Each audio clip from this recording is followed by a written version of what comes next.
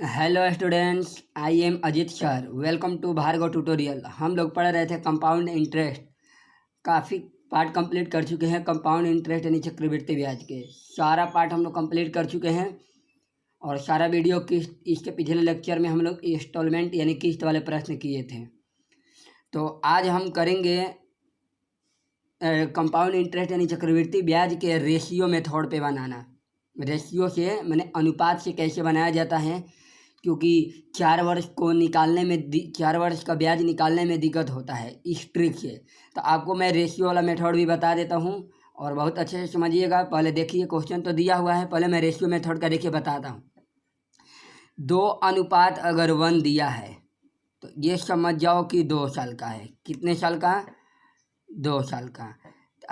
3:1 दिया है तो समझ जाओ ये समझिए कितने साल का है? 3 साल का है।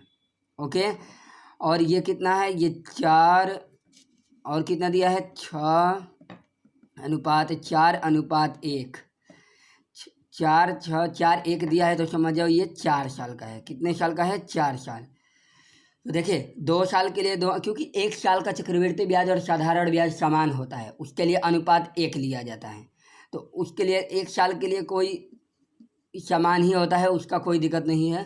पहले देखिए 2 साल का 2:1 लिया जाता है, 3 साल का 3:1 लिया जाता है और 4 साल करिए 4:6:4:1। अब ये कैसे आता है ये भी मैं आप लोगों को बता रहा हूँ, ठीक है? कैसे आता है तो देखिए मैं आप लोगों को बताता हूँ कि ये कैसे ट्रिक निकलता है। अगर मान लीजिए भूल भी गए तो कैसे निकालेंगे, तो देखिए पहले साल का चक्रवृद्धि ब्याज और साधारण ब्याज समान होता था। पहले साल के लिए 1:1 लिखेंगे और 11 का स्क्वायर कितना होता है? 121 होता है। तो 1 और 2 और 1 लिखेंगे। ओके। और फिर तीसरे साल इसका क्यूब करेंगे 11 का तो कितना हो जाएगा? 3। पहले छोड़ देते हैं, 11 3 3 1।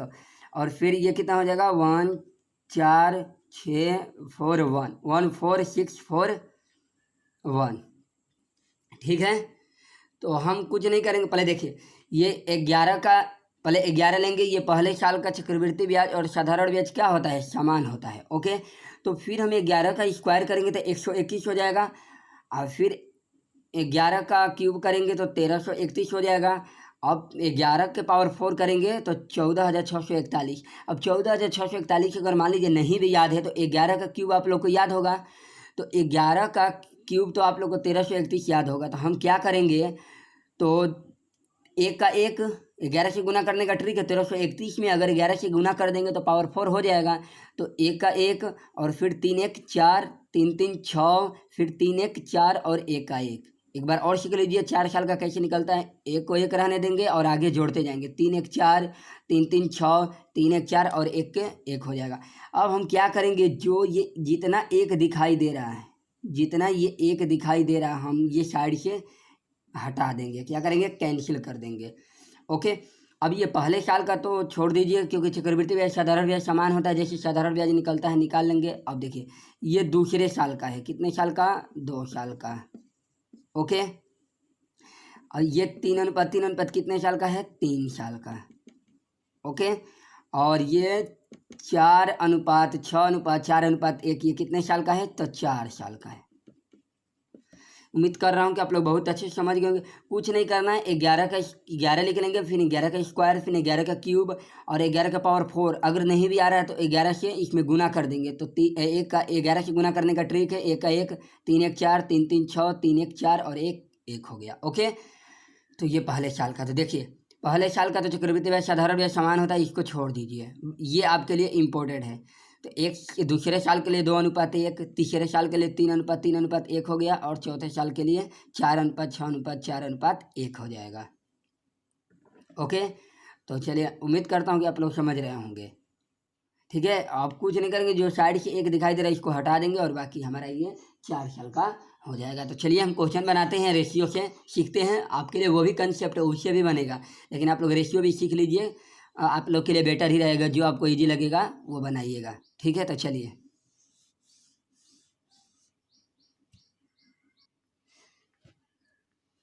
देखिए बनाते हैं।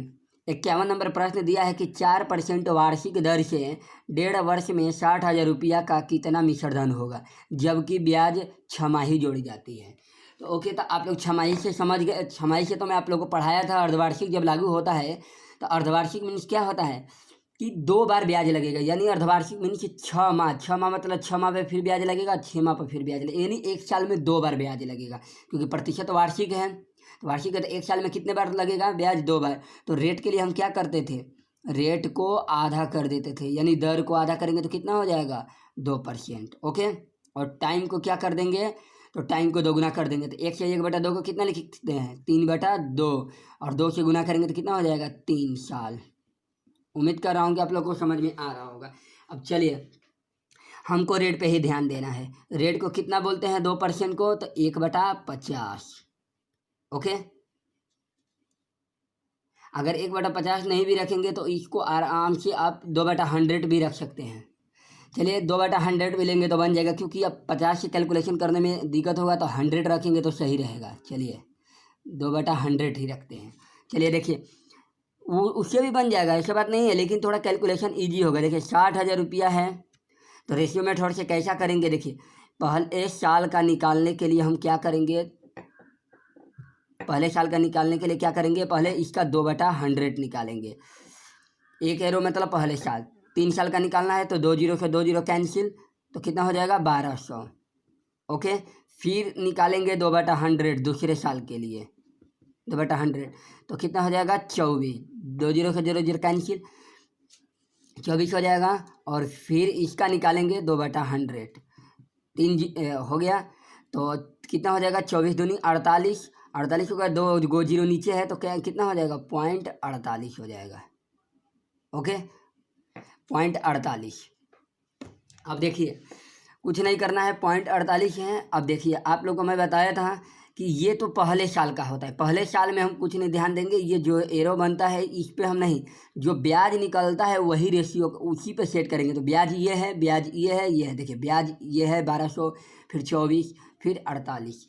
तो हम बताए थे आपको कि 3 साल का निकालने के लिए क्या करेंगे, बस कुछ नहीं करना है। रेशियो 3 होता है, और फिर 3 होता है, और फिर 1 होता है ना। 3 साल का 3 3 1 होता है। तो अब कुछ नहीं करना है, भारतीय 3600 और 24 तियाँ 72 और 0.48। तो 0.48 यानी पॉइंट बाद में लगेगा, तो कुछ नहीं करेंगे, 0.48 दे देंगे।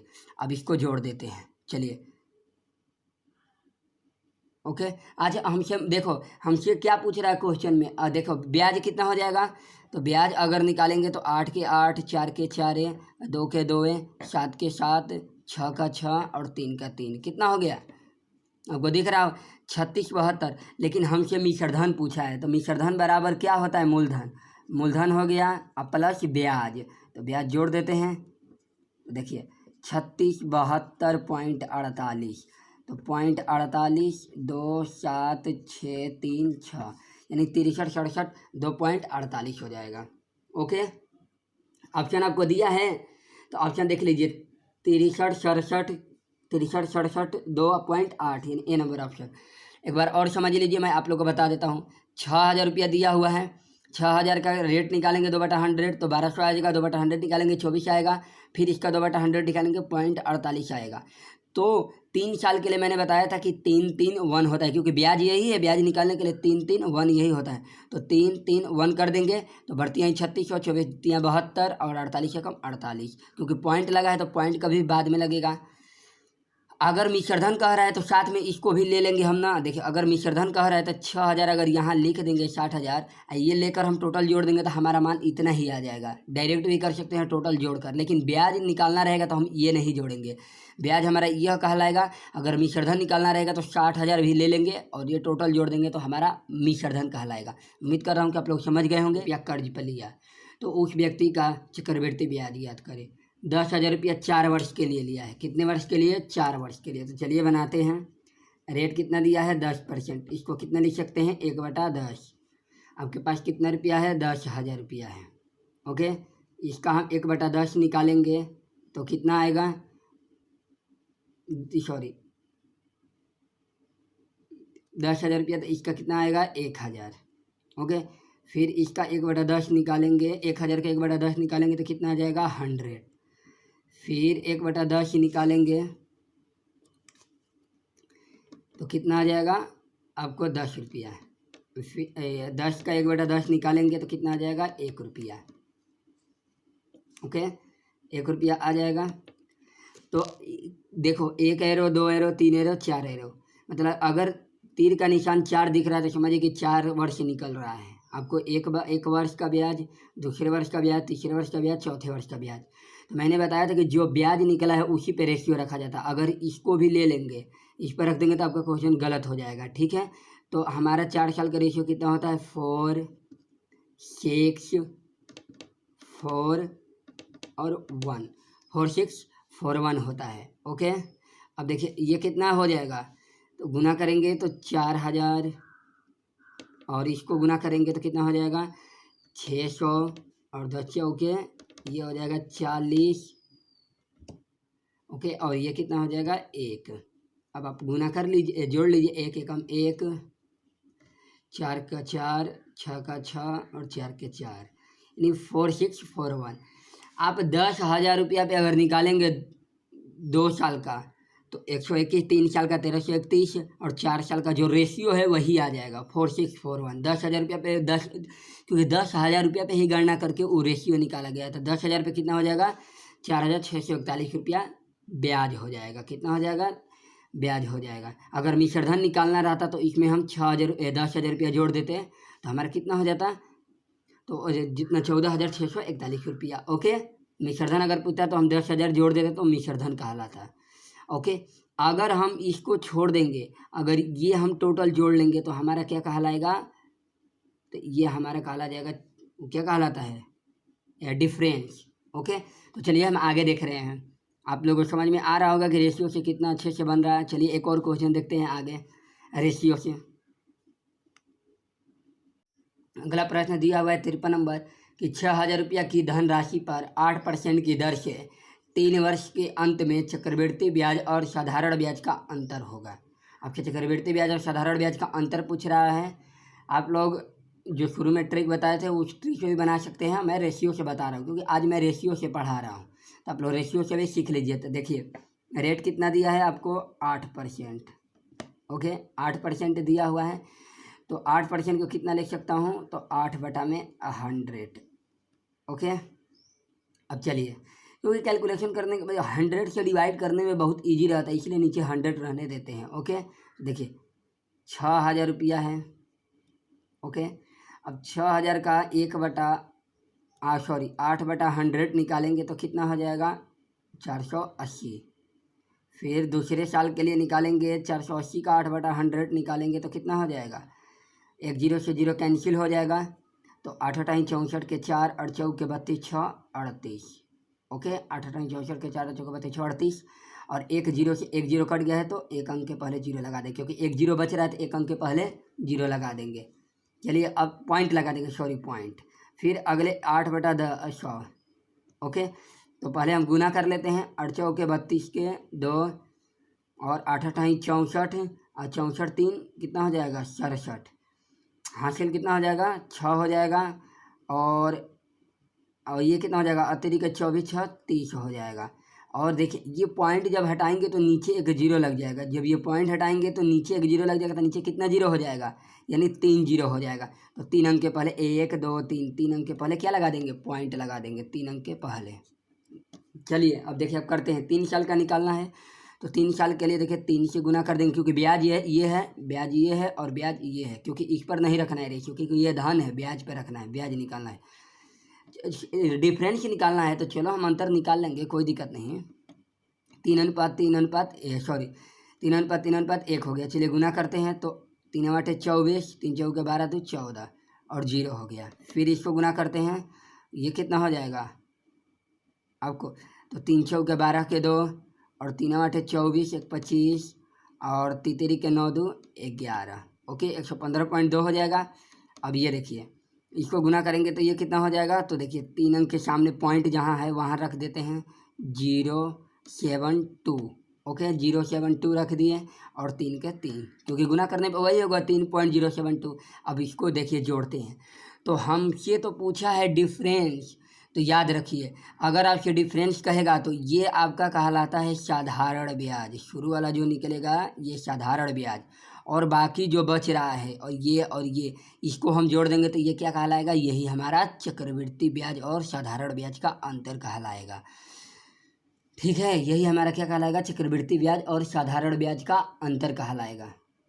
ओके, तो हम इसको अगर दोनों को जोड़ लेंगे तो यही हमारा चक्रवृद्धि ब्याज और साधारण ब्याज का अंतर कहलाएगा। तो देखिए 2 के 2 हो गया, देखिए 2 का 2, 7 के 7 और 2 से 2 पॉइंट 538 1, और कितना हो जाएगा 538 1 के 1 1 1, यानी 118.272 हो जाएगा।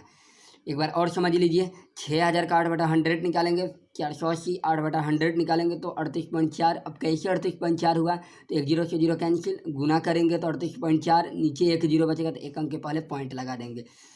फिर देखिए, फिर इससे 8/100 निकालेंगे, तो 100 निकालेंगे तो पॉइंट हटाएंगे तो नीचे जीरो लग जाएगा। अब गुना कर लेते हैं, तो गुना करने के बाद आपके पास आएगा 3072, तीन जीरो है नीचे तो 3 अंक के पहले पॉइंट लगा देंगे, 1 2 3, 3 अंक के पहले पॉइंट। अब 3 साल का है तो ब्याज ये है, ब्याज ये है, ब्याज ये है, तो 3:1 रख देंगे। गुना करने पर 1440, गुना करने पर 1152.2, क्योंकि पॉइंट बाद में लिखेंगे, और जहाँ पे पॉइंट है पॉइंट देने के बाद 072 लिख देंगे। एक बार गुना करने के बाद 3 के 3।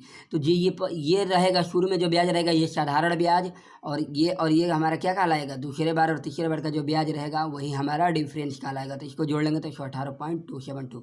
अगर टोटल जोड़ लेंगे तो हमारा क्या कहला जाएगा, चक्रवृद्धि ब्याज। 6000 लिख कर अगर टोटल जोड़ लेंगे तो हमारा क्या कहला जाएगा, मिश्र धन। उम्मीद कर रहा हूँ कि आप बहुत अच्छे से समझ गए होंगे। उम्मीद करता हूँ आप लोग का पूरा हम कंसेप्ट कंप्लीट करा चुके हैं। जितना मेथड है 4 साल का भी आप लोग को सिखा दिए, 3 साल का भी सिखा दिए, रेशियो से भी, अर्धवार्षिक, छमाही, जितना है आप लोग को कंप्लीट करा दिया। अब आप लोग कमेंट सेक्शन में कमेंट करके बताइएगा कि आप लोग कौन सा चैप्टर पढ़ना चाहते हैं। मैं तो कोशिश कर रहा हूँ कि आप लोग को शुरू से रेशियो एंड प्रोपोर्शनल, जिसे अनुपात एवं समानुपात चैप्टर हम सोच रहे हैं कि पढ़ाएं, और उसी से पढ़ा जाए, और बेसिक से पढ़ते पढ़ते हम लोग पूरा चैप्टर कंप्लीट करेंगे। ओके, तो उम्मीद कर रहा हूँ कि आप लोग बहुत अच्छे से रिवाइज करते होंगे, प्रैक्टिस करते होंगे। खुश रहिए, मस्त रहिए और अच्छे से पढ़ाई करते रहिए। Thank you students.